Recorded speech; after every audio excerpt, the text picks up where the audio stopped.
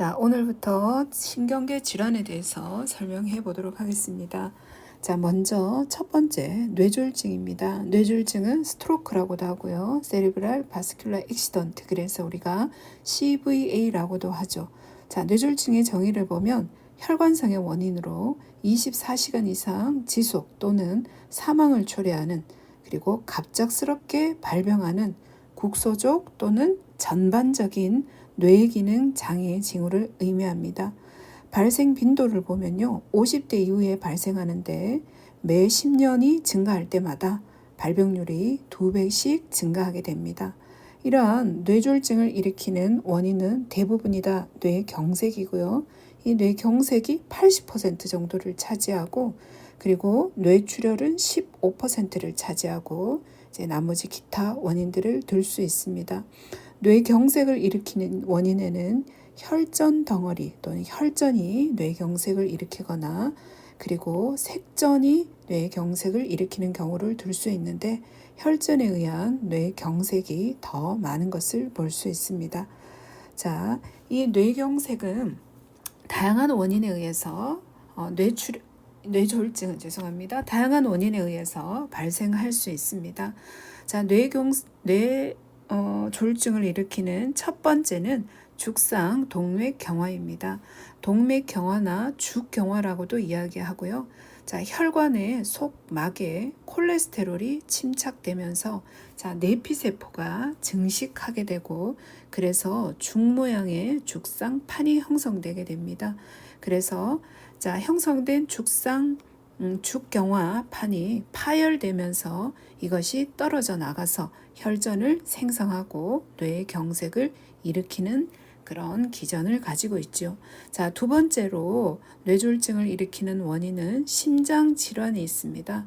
자, 심방세동이나 심장 속에 있는 판막의 여러 가지 염증 등의 판막 증상 등이 심장 질환에 의해서 유래되는 혈전을 만들기도 하고 색전을 만들기도 합니다. 자, 그래서 이러한 것들이 뇌혈관을 차단하게 됩니다. 그래서 뇌 손상 영역을 보면 죽상동맥 경화보다는 심장 질환에 의한 뇌졸중이 뇌 손상 영역이 더 크다라고 볼 수 있겠죠. 자, 세 번째는 뇌동맥에 형성된 꽈리가 뇌졸중을 일으키는 경우입니다. 뇌혈관에는 뇌탄력층이 있고 중간막이 있는데, 이 뇌탄력층과 중간막이 손상되면서 바깥에 있는 혈관벽이 부풀어 오르게 됩니다. 이렇게 혈관벽이 부풀어 오르는 이 꽈리 현상은 윌리스 고리에서 약 90% 정도가 발견이 되고요. 그 중에서도 앞교통 동맥이 가장 흔하게 발견이 됩니다. 이것이 터질 경우에는 뇌출혈을 일으키게 되죠. 그래서 뇌출혈을 일으키는 중요한 원인 중에 하나가 되게 됩니다. 자, 다음으로는 뇌혈관 기형을 들 수 있습니다. 자, 뇌혈관 기형은 뇌동맥과 정맥이 서로 엉켜 모세혈관과 연결되지 않고 바로 연결되는 것이죠. 자, 주로 선천성으로 나타나고요. 자, 젊은 층에서 뇌출혈을 일으키는 가장 중요한 원인으로 원인입니다. 이런 뇌혈관 기형을 일으키는 원인은 불명확한데 유전 질환은 아닌 것으로 보고 있습니다. 다섯 번째 뇌졸중을 일으키는 원인은 뇌혈관 박리입니다. 뇌동맥에 있는 속막과 중간막 사이가 벌어지면서 박리 현상이 나타나는데, 특별한 원인이 있을 경우도 있고요. 또 자발성으로 발생하기도 합니다. 특히 젊은 층에서는 외상에 의한 후유증으로 뇌혈관 박리가 나타나기도 합니다. 여섯 번째는 모야모야병입니다. 윌리스 고리 양쪽에 속목동맥의 가지들이 협착하면서 폐색을 일으킵니다. 그래서 뇌졸중을 일으키는 질환이라고 볼 수 있겠습니다. 자, 다음으로 우리가 뇌경색과 뇌출혈을 한번 살펴보도록 해보겠습니다. 자, 뇌졸중을 분류하고 구분할 때는 앞에서 설명했던 것처럼 뇌에 경색이 발생하는 뇌경색, 허혈성 뇌졸중과 출혈이 발생하는 출혈성 뇌졸중으로 구분해 볼 수 있습니다. 자, 뇌경색에 의한 그 뇌졸중은 혈관이 막히는 거죠. 혈관 폐색으로 뇌에 혈액 공급이 5분 이상 차단되면서 나타납니다. 자, 이것을 뇌경색을 일으키는 원인에는요, 혈전성 뇌졸중과 색전 뇌졸중, 그리고 열공 뇌졸중으로 우리가 분류해 볼 수 있는데요. 자, 혈전 뇌졸중은 동맥뇌의 속막 밑에 지방 성분이 침착되고 죽상판이 형성됩니다. 그리고 동맥이 협착되면서 혈류의 속도가 저하되죠. 이로 인해서 응고기전이 작동하면서 피가 엉겨서 혈관이 막히게 됩니다. 그래서 혈액순환이 장애가 생기면서 국소적인 신경 증상이 유발되는 그런 뇌졸중이 됩니다. 그 다음으로 색전 뇌졸중은 다른 곳에서 만들어진 혈전, 혈액 덩어리나 그리고 공기나 지방 등의 색전 덩어리가 혈관을 막게 되고 국소적으로 뇌 증상을 유발하는 것입니다. 이 색전을 일으키는 것에는 혈전이 떨어져 나와서 다른 곳에서 형성된 혈전 색전증이 있고요. 이것은 혈관 내에서 형성된 혈전이 다른 작은 혈관을 막는 것을 의미하고요. 심장에서 기인된 심장색전증도 있습니다. 이것은 심장에서부터 유래된 색전 덩어리들이 뇌에 있는 동맥을 막는 경우입니다. 세 번째는요, 열공성 뇌졸중이 있습니다. 이것은 뇌를 관통하는 작은 관통 동맥들이 막혀서 발생하는, 즉 뇌 심부에 발생하는 작은 뇌졸중이 됩니다. 두 번째로는요, 뇌출혈이 있죠. 뇌출혈은 출혈성 뇌졸중입니다. 혈액이 급격히 뇌실질로 확산이 되어서 발생하는데, 비외상성 출혈이 원인이 되어서 뇌혈관 장애가 발생합니다. 이 뇌출혈의 경우에는요, 사망률이 굉장히 높고 그리고 이환율도 높습니다. 뇌졸중 중에서 사망률의 약 15% 정도를 차지하고요. 가끔 뇌실이나 거미막 및 공간으로 확산되기도 하죠. 원발성과 그리고 속발성으로 나누어 볼 수 있는데, 뇌출혈의 80% 이상이 원발성 뇌출혈입니다. 이것은 고혈압 또는 아밀로이드 혈관병 등으로 인해서 미세한 혈관이 파열되면서 뇌출혈이 야기되는 경우입니다. 두 번째로 속발성 뇌출혈은 혈액 응고 이상이나 혈관의 기형, 뇌 종양 등이 동반되어서 나타나는 2차적으로 나타나는 뇌출혈을 의미합니다. 이 뇌출혈에는요, 뇌의 조직 내에 발생하는 뇌출혈이 있습니다. 이것은 뇌혈관이 파열이 되고, 그래서 뇌의 신경 조직에 혈액이 고이게 됩니다. 그리고 혈종이라는 혈액 덩어리들이 형성되죠. 그래서 정상적인 신경을 압박하면서 신경학적인 증상을 발생시킵니다. 이 뇌출혈은 비외상성이 원인이 되죠. 외상에 의한 것이 아니죠. 그래서 대부분은 고혈압에 의해서 발생하고요. 또는 아밀로이드 혈관병, 또 뇌혈관 기형, 뇌동맥류, 그리고 뇌종양에 의한 출혈, 또 출혈성 경향을 띠는 전신질환 등에 의해서 뇌출혈이 생길 수 있습니다. 고혈압성 뇌출혈을 다시 한번 살펴보면요, 앞이나 중간이나 뒤 대뇌 동맥이 파열되는 것으로, 또 뇌 바닥 동맥이 파열되기도 하죠. 관통 동맥, 뇌 바닥에 있는 관통 동맥들이 파열됨으로써 발생하는데, 이 경우에는 출혈 혈관이 어느 것인가에 따라서 임상 증상이 굉장히 다르게 나타납니다. 두 번째는 거미막 밑 출혈입니다. 뇌출혈이 거미막 아래쪽, 즉 CSF, 뇌 척수액이 있는 곳에 국한되어서 발생합니다. 젊은 연령층에서 많이 발생하고요. 하지만 이제 사망률이 굉장히 높게 나타나죠. 그리고 후유증도 심각하고요. 수막 자극 징후도 나타나면서 약 20% 환자에서 심한 출혈이 발생하기 전에 경고성 두통, 굉장히 심한 두통이 발생합니다. 자, 이 경우에는요, 거미막 및 출혈의 경우에는 뇌동맥 꽈리 파열이 가장 흔하게 나타납니다. 자, 원인은 이 거미막 출혈의 원인은 뇌혈관 기형, 또 동맥의 박리, 항응고제의 치료, 메스암페타민 또는 코카인 등의 약물 투여 등으로 인해서도 발생될 수 있습니다. 자, 임상 양상을 한번 살펴보도록 해봅시다. 자, 뇌졸중의 임상 양상에서 자, 첫 번째로 일과성 허혈 발작을 둘 수 있습니다. 사실 일과성 허혈 발작은 뇌졸중의 한 종류로 넣기도 하는데, 자, 뇌로 가는 혈액이 일시적으로 부족해지는 증상입니다.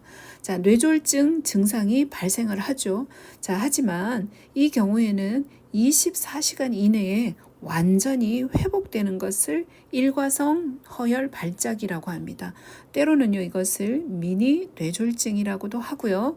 자, 뇌경색 환자 중에서는 약 12에서 30% 정도가 발병 전에 미리 이 미니 뇌졸중, 즉 일과성 허혈 발작이 생기기도 합니다. 자, 뇌졸중이 발생하기는 했지만 24시간 이내에 저절로 치료가 되었다고 생각하여서 적절하게 진료를 받지 않을 경우가 많이 발생합니다. 자, 만약 일과성 허혈 발작이 나타났다면 응급 상황으로 인식하고 신속한 대처를 하게 되면 이후에 심각한 허혈성 뇌졸중을 막을 수도 있겠죠. 자, 뇌의 손상 혈관별 임상 양상을 한번 보도록 해봅시다. 자, 뇌졸중은 혈관이 막히거나 또는 출혈, 터지거나 해서 발생하는 경우죠. 자, 이때 뇌로 가는 우리가 윌리스 서클에 있는 자, 동맥들 중에 어느 부분이 막혔는가에 따라서 임상 양상은 굉장히 다양하게 나타날 수 있습니다. 자, 먼저 앞 대뇌 동맥이 손상됐을 경우를 먼저 봅시다. 앞 대뇌 동맥은 자, 뇌의 대뇌 방구에서 중간 부분하고 상대적으로 앞쪽 중간 부분에 혈액 공급을 하게 되죠. 자, 그래서 반대편 팔 다리에 감각 상실이 오고요. 자, 운동 장애에 있어서는 자, 다리가 더 심합니다. 다리가 그리고 팔이 상대적으로 덜 침범받는 반신마비가 나타나고 다리가 더 심하기 때문에 보행장애는 좀 더 심하게 나타나게 되겠죠. 자, 우리가 이마 옆쪽에 안쪽 부분이죠. 자, 영향을 많이 받기 때문에 의지가 상실되고요. 그리고 무감동. 자, 의지가 상실되고 그 다음에 무감동, 무운동, 무언증, 그리고 병적인 움켜쥐기나 인격의 변화 등이 많이 나타납니다. 정신 활동에 있어서 기억 상실이 나타나고요. 만약에 중심 겨소엽에 손상이 있을 때는 요실금 증상이 나타나고 자, 앞쪽 한 3분의 2 정도의 뇌들보 단절 증후군이 나타나기도 합니다. 자, 중간 대뇌 동맥은요. 자, 몸 감각에 역시 반대편에 팔과 다리가 얼굴 아래쪽 부분에 마비가 나타납니다. 자, 운동으로는 역시 반신마비가 나타나지만 제 중간 대뇌 동맥 같은 경우에는요. 이마옆 그리고 관자옆 뒤통수옆에 이제 가 쪽이죠. 우리가 바깥에서 보면 가 쪽 부분에 손상을 받기 때문에 자, 이 경우에는요. 얼굴하고 팔 부분의 반신마비가 다리보다 훨씬 더 심하게 나타납니다. 자, 줄무늬체 동맥이 만약에 중간 대뇌 동맥에서 이제 갈라진 가지죠. 줄무늬체 동맥이 손상되면 얼굴이나 팔, 그다음에 다리, 그리고 이 영역에 불안전 마비가 발생할 수 있습니다. 그리고 자, 중간 대뇌 동맥부터는 같은 쪽 반맹이 나타나고요. 그리고 같은 쪽으로 안구 편의가 나타날 수 있습니다. 자, 우리가 마루엽의 손상으로 관념 운동행위 상실증, 무시증후군이 나타날 수 있고요.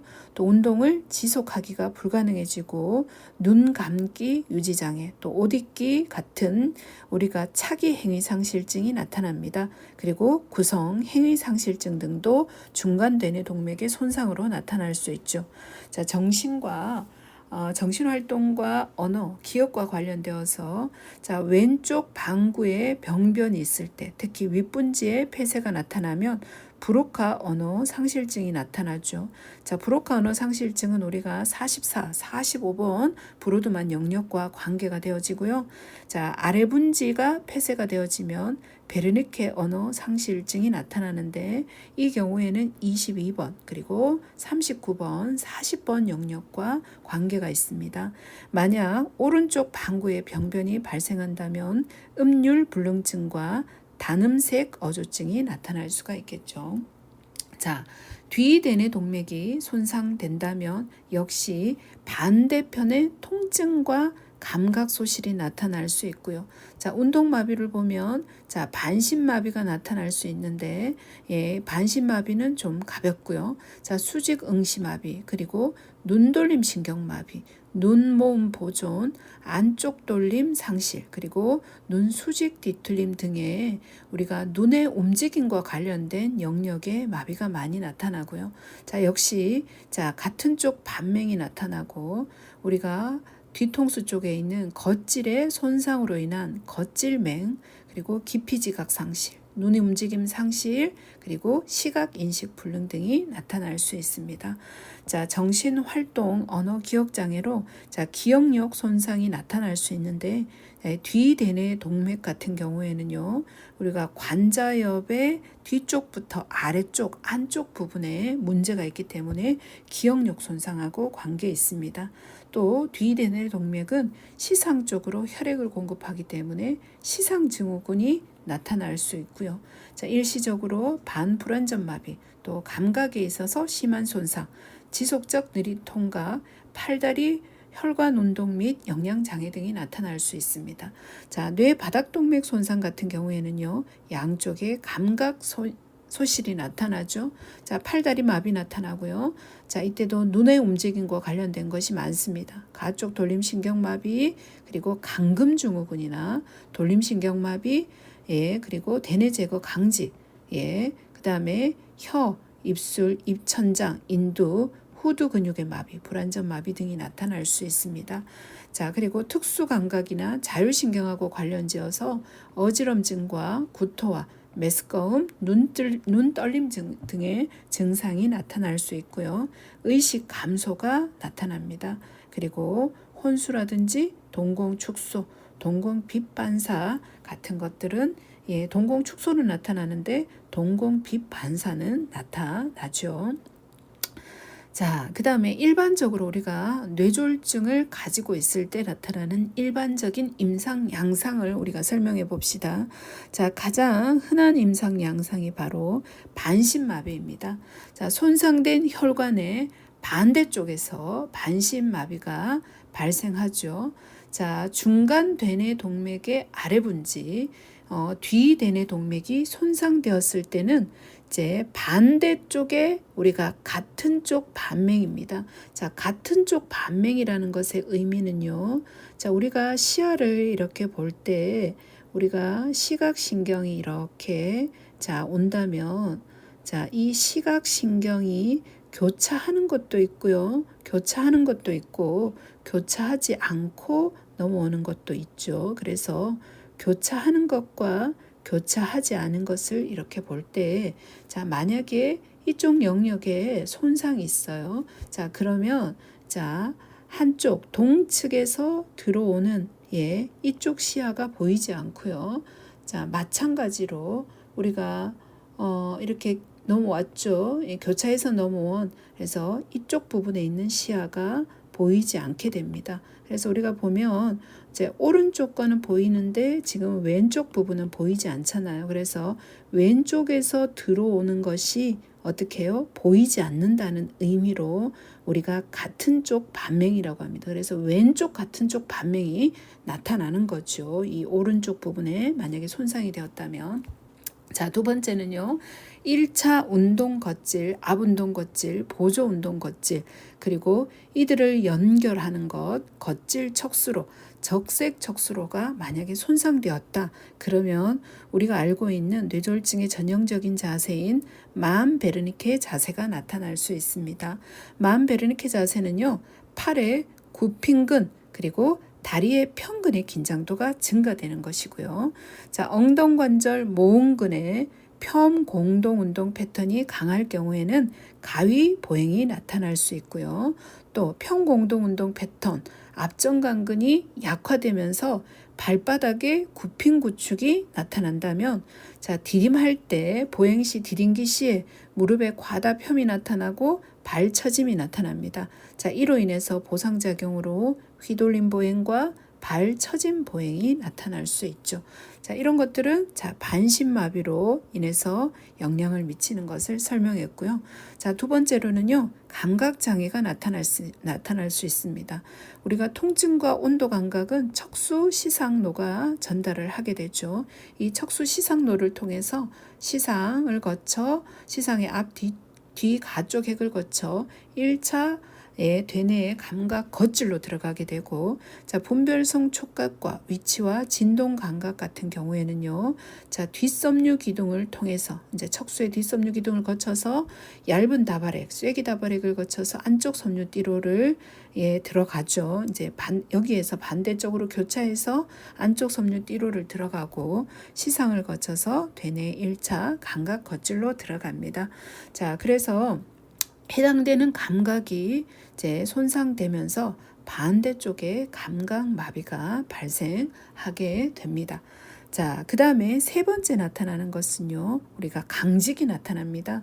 강직은요, 우리가 어퍼모터 뉴런의 손상으로 인해서 발생하는 것인데, 여기서 강직은 뭐예요? 바로 스파스티시티죠. 스파스티시티가 발생합니다.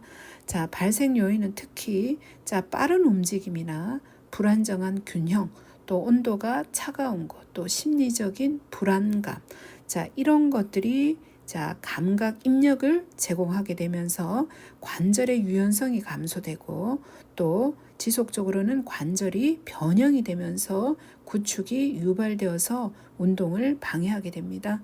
자, 또 뇌졸중 환자에게서는요, 일반적으로 공동운동과 연합 반응이 나타날 수 있습니다. 자, 팔에는 굽힘, 그리고 다리에서는 편근의 공동운동 성향이 일반적으로 강하게 나타나게 되죠. 자, 또 뇌졸중에서는요, 조화운동 불능과 균형장애 등도 발생할 수 있습니다. 자, 되뇌 겉질에 억제 기능이 상실되죠. 뇌졸중으로 인해서 되뇌 겉질이 손상당하면서 억제 기능이 상실되고, 자, 근력 이상이 발생합니다. 억제 기능이 상실됩니다. 그래서 근력의 이상이 없음에도 불구하고 작용근과 대항근의 근력 불균형이 발생하는데, 이것은 잘 조절하지 못해서 나타나는 현상이죠.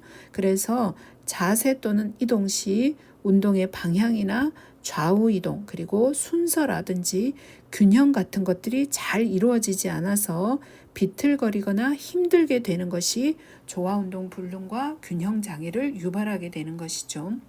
자, 이 조화운동 불능을 다른 말로 우리가 실조증이라고도 할 수 있는데, 이 실조증은 팔과 다리와 몸통에 있어서 특별히 섬세한 운동이 떨어지는 것입니다. 그래서 겨냥 이상 등이 발생할 수 있는데, 자, 손해가 손상되었을 때 발생하는 실조증은 상반 운동 반복 장애와 같은 이런 손해성 실조증이 발생하고요.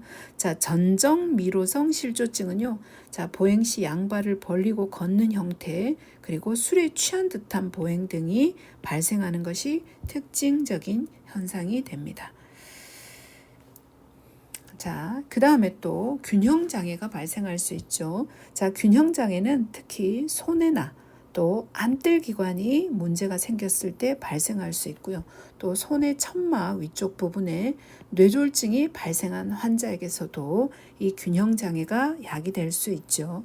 자, 뇌졸중 환자에게서는 인지장애도 나타날 수 있습니다. 인지라는 것은 정보를 획득하고 그리고 파지하고 활용하는 능력을 의미하는데, 자, 이런 인지장애가 발생할 때는요, 구성행위 상실증이 생길 수도 있고 진압력이 생길 수도 있고 기억력의 문제 해결 능력이 떨어지거나 계산 능력이 감퇴되는 등의 문제가 발생할 수 있죠. 자, 이러한 인지장애로요, 통합운동장애나 편측무시나 집중력 장애 등의 여러 가지 인지 장애와 관계된 문제가 발생될 수 있습니다. 자, 뇌졸중은요, 또 언어상실증, 우리가 실어증이라고 하죠. 언어상실증을 유발할 수 있는데, 자, 뇌의 특정 영역의 손상으로 언어 기능 장애가 발생합니다. 이 언어 기능 장애는 첫 번째 베르니케 실어증이 있고요. 또 브로카 실어증이 있습니다.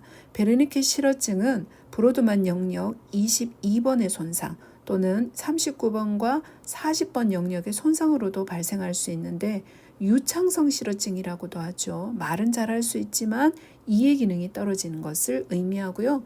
자, 브로카 실어증은 브로드만 영역 44번이나 45번, 여기는 이마 옆쪽에 위치하는 겁니다. 그래서 비유창성 실어증이라고 이야기하는데 말을 하는 발음 기관을 움직이는 영역의 문제로 말을 이해할 수 있지만 발음을 만들어내기는 힘든 그런 언어 상실증이 됩니다. 자, 전도성 상실증은요, 언어 상실증은 베르니케와 브로카를 연결하는 활골 다발에 문제가 생겨서 나타나는 것. 자, 이해를 할 수 있고 말도 할 수 있습니다. 그러나 반복하는 능력이 떨어지는 것을 의미하고요. 자, 완전 언어 상실증 또는 전체 언어 상실증은 베르니케 실어증 그리고 브로카 언어 상실증에서 나타나는 것들이 모두 다 문제가 생긴 경우라고 우리가 이해할 수 있겠죠. 자, 그 다음으로 행위상실증도 나타날 수 있습니다. 행위상실증은요, 운동마비나 실조 등 운동장애나 지능, 의식장애가 없어요.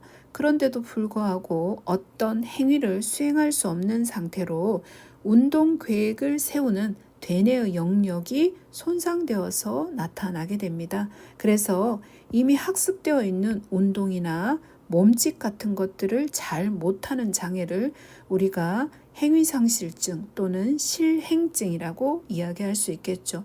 자, 이러한 행위상실증은요, 우리가 관념운동 행위상실증, 이거는 명령된 동작이나 내용을 이해는 합니다. 그런데 수행이 안 되는 상태를 의미하고요. 자, 반사적으로 운동은 가능합니다.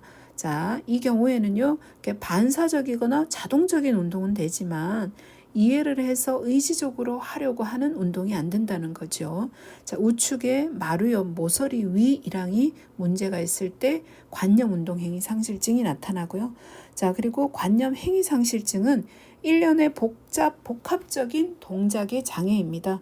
자, 부분적인 동작은 가능한데, 자, 조합이 된 목적 있는 동작을 수행하는 것이 어렵습니다. 우측 마루엽에 광범위한 손상이 있을 때 드러나게 되죠. 자, 구성행위 상실증은 3차원적인 도형의 구성장애입니다. 입체의 구조 또 그림 묘사가 어려운 그런 증상을 우리가 보이죠. 자, 우측 방구의 마루엽의 손상 시에 구성행위 상실증이 나타날 수 있습니다. 차기행위 상실증은 의복의 안팎이나 좌우를 혼동합니다. 그래서 상하의를 혼동하기도 하죠. 그러니까 옷을 잘 입지 못하게 됩니다. 마루엽의 뒤쪽에 병변이 있을 때 이런 현상이 나타나죠. 자, 지각인지 장애입니다. 자, 감각이 뇌에 지각이 되지 않아서 생기는 장애가 바로 지각인지 장애가 되는 거죠. 자, 이 반신마비 환자에게는 지각인지 장애가 나타나서 편측 무시가 발생하고요. 또 위, 아래, 오른쪽이나 왼쪽의 공간에 대한 구분 능력이 부족할 수도 있습니다. 또 상킴장애도 나타날 수 있죠. 자, 급성기에는 의식장애로 상킴장애가 나타날 수 있고요. 또 후두, 혀, 인두, 사인의 손상으로 혀미신경, 혀인두신경, 미주신경의 병변으로 상킴장애가 나타납니다. 자, 감정장애는요, 뇌졸중으로 심리적인 불안정이 굉장히 심해집니다. 자, 특히 왼쪽 반신마비 환자, 즉 오른쪽 대뇌 반구가 손상된 경우에 감정장애가 더 심하게 나타나게 되죠.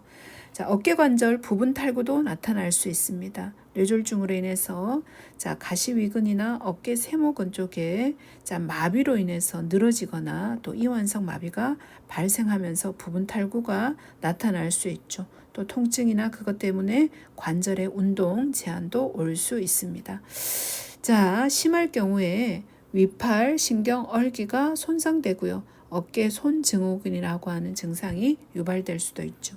또 뇌졸중은요, 통증을 야기시킬 수 있는데, 정상적인 피부를 자극하게 되면 압통이나 또 뜨겁거나 차가운 감각, 조이듯하거나 전기가 오는 통증 등을 유발시킬 수도 있습니다. 특히 시상이 손상되었을 때, 시상의 혈관 장애가 있을 때 시상 통증 증후군이라는 것이 나타날 수 있는데, 병변 반대쪽에 있는 통증 자극으로 불쾌감과 격렬한 통증을 유발할 수 있습니다.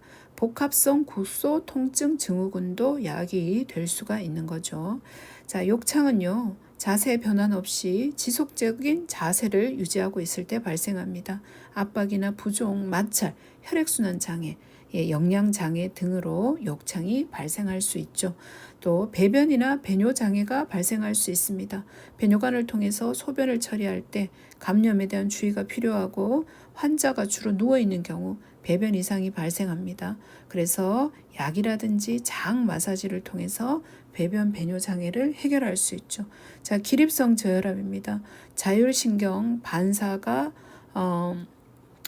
기립성 저혈압은 자율신경 반사가 손상되면서 혈관 내의 부피가 크게 감소하여서 서 있는 자세에서 유의하게 혈압 강화가 나타나는 것입니다. 여기 말이 좀 이상하네요. 기립성 저혈압은 자율신경 손상으로 혈관 운동성이 운동성 조절 장애가 나타나죠. 그래서 우리가 갑자기 일어서거나 앉거나 이럴 경우에 이 심장에서 나오는 이 펌프에 대한 압력이 적절하게 중력에 대항해서 혈압을 유지시키지 못하기 때문에 나타나는 현상입니다. 심한 마비나 낮은 기능적인 수준을 가진, 또 나이가 많은 경우에 이런 기립성 저혈압이 더 많이 발생하게 됩니다. 뇌졸중에 대한 평가 도구입니다. 뇌졸중은 간이 정신 상태 검사 도구로 평가할 수 있습니다. 이것은 뇌졸중 등의 되뇌의 기질적인 병변이 의심되는 대상자를 대상으로 인지 기능을 평가하거나 또 치매 단계를 파악하기 위해서 자주 사용하는 것이지요. 두 번째, 수정된 에스워스 척도입니다. 이 척도는 근긴장도에 대한 검사를 시행하여서 비정상적인 근긴장 상태를 평가하는 것입니다. 에스워스 척도를 수정하여서 수정된 에스워스 척도로 구성을 하고 있으며, 0단계는 근긴장 증가가 없는 단계, 1단계는 굽힘이나 폄의 운동 범위 끝부분에서 적은 저항이 있다가 사라지는 단계, 그리고 1+는 잡으면 근긴장도가 증가하고 운동 범위의 절반 이상에서 적은 양의 저항이 나타나는 상태를 설명을 하고요. 2는 대부분의 운동 범위에서 근긴장의 확실한 증가가 나타나고, 그렇지만 손상된 부분을 쉽게 움직일 수 있는 정도입니다. 3단계는 근긴장이 증가되어서 수동 운동이 쉽지 않은 단계를, 4단계는 굽힘과 펴 운동에서 손상 부분에 경축이 있는 단계를 설명하고 있습니다. 세 번째, 감각 평가입니다.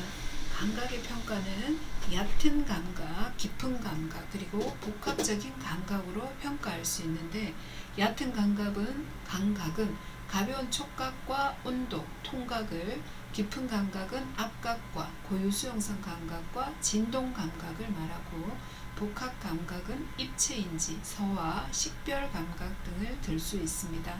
운동 기능 평가에서 우리가 자주 사용하는 것으로 브룬스트롬의 회복 단계를 볼 수 있습니다.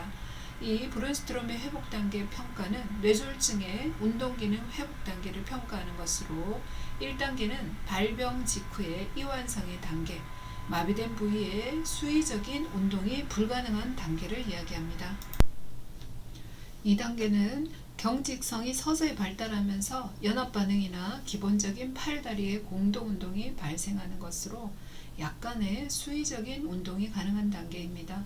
브룬스트롬의 회복 단계 3단계는 경직성이 가장 강한 단계로 공동운동을 통해서 수의적인 움직임이 어느 정도 가능하겠죠. 4단계는 경지성이 서서히 감소하므로 공동운동으로부터 분리된 몇 가지의 수의적인 운동이 가능한 단계입니다. 5번째 단계는 기본적인 팔다리의 공동운동은 상실되어지고요. 좀 더 어려운 동작들을 수행할 수 있습니다. 6번째 단계는 경직성이 없어지고 개별적인 관절 운동이 회복되면서 연합운동이 정상에 가까워지는 단계를 들 수 있습니다. 또 운동 기능을 평가하기 위해서 퓨글마이의 평가가 있습니다. 이것은 뇌졸중 후 운동 기능의 회복 단계를 기초로 뇌졸중 환자의 기능 회복 정도를 양적으로 평가하는 도구입니다. 다음으로 운동평가 척도입니다. 이것은 뇌졸중 환자의 운동 손상과 기능 장애를 평가하기 위해서 개발된 것으로 자세의 변화, 걷기, 팔의 기능, 일반적인 근긴장도 등을 포함하여서 총 9가지의 평가 항목으로 구성된 것입니다. 균형을 평가하기 위해 사용하는 도구로 버그의 균형평가 척도가 있습니다. 점점 지지면을 좁혀가며 자세를 유지하거나 움직이는 것으로 14개의 평가 항목이 있으며 각 단계가 5단계의 순서 척도로 이루어져 있습니다. 낮은 점수는 정해진 시간 안에 주어진 과제를 잘 달성하지 못할 경우에 또 감시가 필요할 경우 다른 물건을 지지하거나 다른 사람의 도움을 필요로 할 때는 점수가 낮게 되겠습니다. 6번째는 무시 검사입니다. 이것은 편측 무시에 관한 검사로 직선 2등분 검사 등을 이용하고 한 선분을 같은 길이로 2등분할 때 어느 한쪽으로 치우쳐서 2등분하게 되면 중앙점 사이의 거리에 따라서 무시의 정도를 판정하게 됩니다. 그리고 알버트 검사도 역시 편측 무시를 간편하게 판별하기 위한 선별 검사로 무작위로 40개의 선을 대상자가 모두 찾아내어서 표시하도록 합니다. 중앙의 4개를 제외한 선의 숫자를 표시하고 이것으로 점수를 계산합니다. 7번째, 일상생활 ADL을 평가하는 도구입니다. 바델 지수는 만성질환자를 대상으로 일상생활의 자립 정도를 평가하는 척도이죠. 평가 항목으로는 개인위생이나 목욕하기, 식사하기, 그리고 화장실 사용, 계단 오르기, 옷 입기, 대변, 소변 조절, 의자나 침대로의 이동, 또 보행과 휠체어의 열문항으로 구성이 되어 있습니다. 기능적인 독립 측정은 장애의 정도를 평가하는 도구로 재활 프로그램 중에 있는 대상자의 진행 상태나 변화를 측정하기 위해서 고안된 도구입니다. 8번째로 뇌졸중의 결손검사 관련 내용입니다. 미국 국립보건원의 뇌졸중 척도는 뇌졸중 환자의 초기 장애를 평가하기 위해서 고안된 도구로 신경학적인 상태를 추적하고 관찰할 수 있습니다. 그래서 의식 수준과 주시, 시야, 얼굴마비, 팔다리의 운동실조, 언어장애, 구음장애, 무시 등의 15개의 검사 항목으로 구성이 되어 있죠. 자, 그 다음에 수정된 랭킨 척도입니다. 이것은 6개 항목으로 구성이 되어 있으며 검사자 간의 일치도와 신뢰도와 타당성이 높아서 뇌졸중의 임상 연구에서 가장 흔히 사용하는 기능평가 척도에 해당합니다.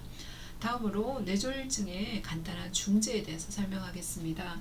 초기에 운동치료는 더 나은 예후를 가져올 수 있기 때문에 물리치료의 목표는 합병증을 방지하고 손상을 최소화하고 기능을 최대화하기 위해서 가능하다면 초기에 물리치료를 시행하는 것을 원칙으로 합니다.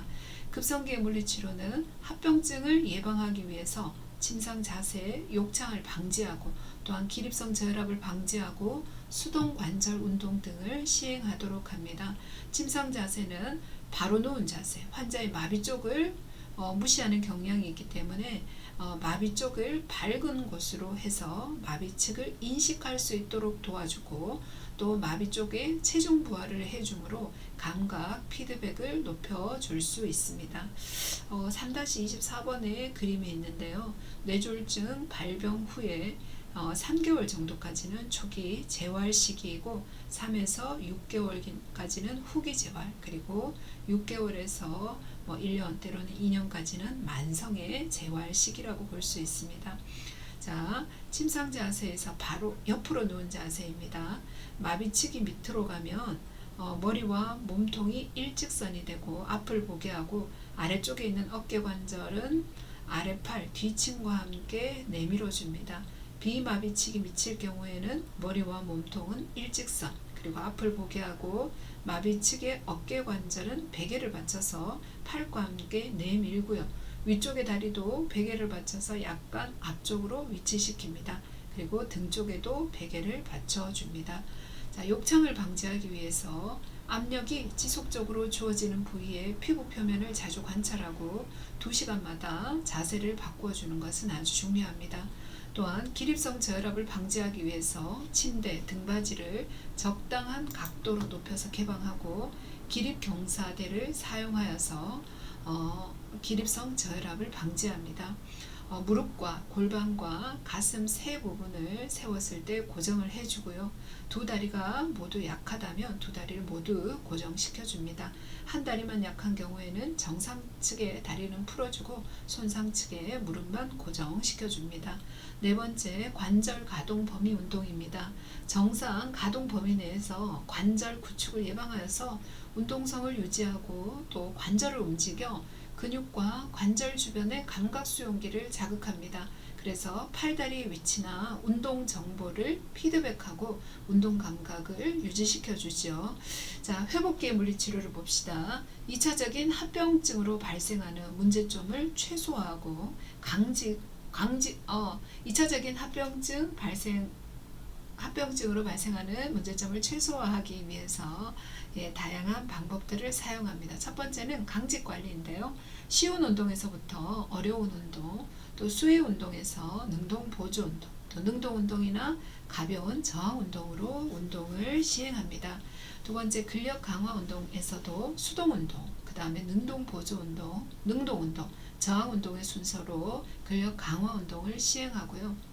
이제 적절하지 못한 저항을 가한다면 강직이 더 심해지기 때문에 적절한 저항을 가하도록 해야 합니다.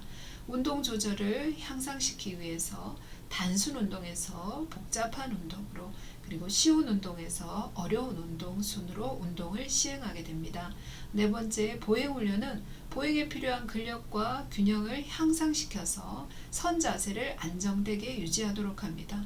평형봉이나 지팡이 등의 보조 도구를 적용을 해서 안전을 확보하고 마비된 쪽 다리에 체중을 싣거나 체중을 옮기는 훈련을 실시합니다. 자, 신경계 운동 치료에는 다양한 것들이 있습니다. 먼저 PNF는 고유 수용기를 자극해서 촉진시키는 방법이 되죠. 자, 그래서 신경근의 반응을 유도하고 신장시키고 적절한 저항과 당김, 접근 등의 방법을 사용합니다. 보바스의 경우에는 비정상적인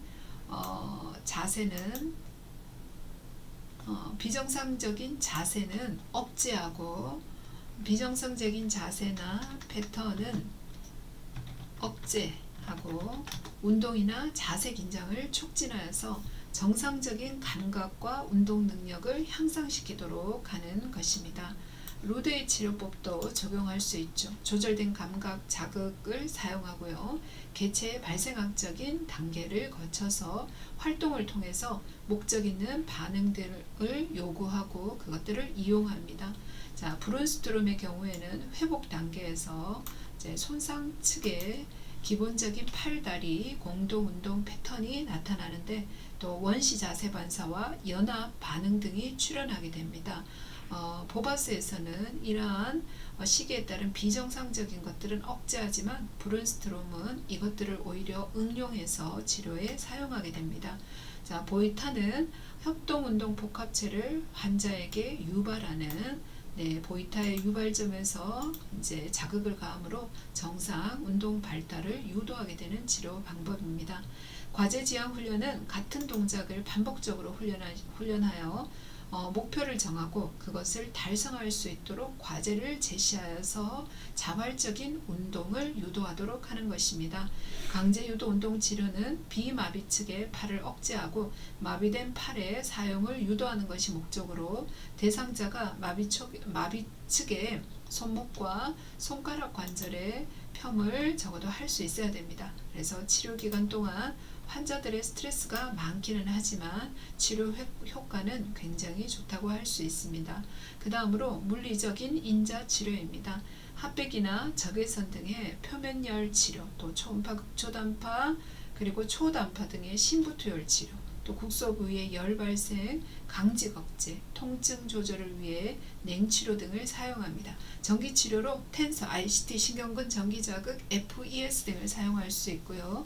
보조기로 발처짐과 무릎의 과다 펴을 막기 위한 발목발 보조기, 아탈구를 예방하기 위한 팔걸이를 사용하기도 하고요. 워커나 지팡이 등의 보행 보조도구를 적용하기도 합니다. 네, 이상으로 신경계 질환 및 중지에 대한 설명을 마치도록 하겠습니다.